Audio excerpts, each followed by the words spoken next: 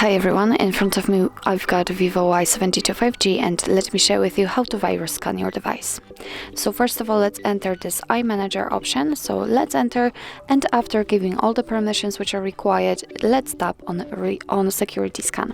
And as you can see, the device will be automatically scanned. Here you've got also the option to automatically scan your device, so you can set it every 30 days, every 15 or 7 days. It's really up to you if you want to turn it on or off.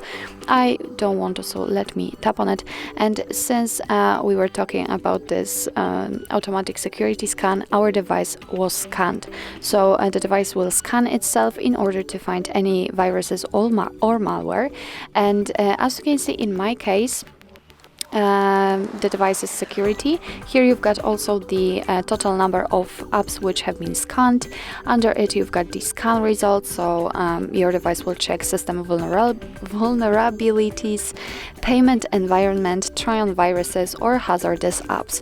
And if it will find any problems, any viruses, then it will notify you about that and it will be able to remove it.